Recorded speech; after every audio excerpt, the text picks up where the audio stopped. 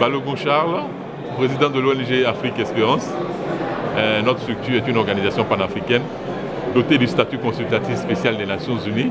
Le COSOC, c'est le Conseil économique et social des Nations Unies. Nous sommes accrédités aux Nations Unies et accrédités aussi auprès de la Convention cadre des Nations Unies pour le changement climatique, oui, et aussi accrédités auprès de la Convention des Nations Unies pour la lutte contre la désertification. Et quelle est l'innovation que vous apportez, vous, cette année au Forum mondial? Le 9e Forum mondial sur l'eau vient à point nommé, puisque nous quittons, il y a de cela quelques mois, de la COP26 à Glasgow. Je pense que comme beaucoup de personnes l'ont déjà dit et tout le monde le sait, l'eau c'est la vie.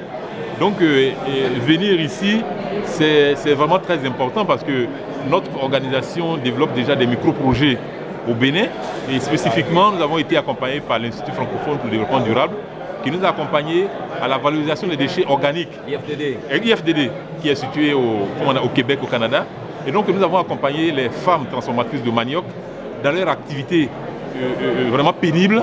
Vous savez, pour transformer pour avoir le garri, il faut le transformer le manioc et elles ont besoin d'eau. Et donc nous les avons accompagnés dans la confection d'un château d'eau pour les accompagner.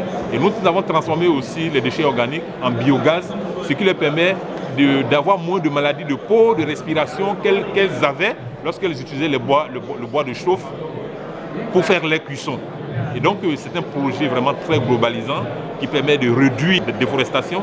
Et dans ce monde projet, nous avons fait aussi le reboisement pour montrer que tout ce qu'elles ont eu à couper pendant beaucoup d'années pour produire le garri a été remplacé.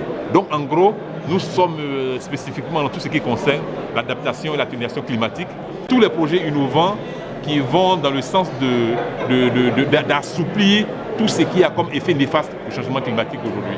L'eau, l'accès à la sécurité de l'eau pour un développement durable, le thème de cette année, un thème évocateur. Bien sûr, il a été bien réfléchi. Moi, je pense que je ne veux pas faire la part belle au Sénégal, mais les Sénégalais je peux dire que c'est des gens qui ont la matière grise. Et je crois qu'il y a quelques années, quand le Sénégal pilotait la présidence du Conseil de sécurité étant membre non permanent, qu'ils ont émis cette idée qui a été acceptée.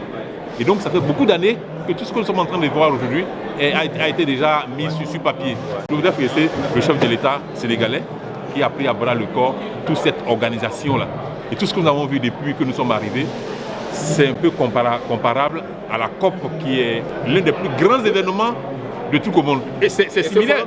Et c'est un modèle, donc c'est la même chose. Oui. Donc félicitations au Sénégal, vraiment qui a tenu le pari parce que c'est un grand rendez-vous international. Et je pense que tous les paris sont en train d'être tenus parce que tout est nickel, tout se passe très bien.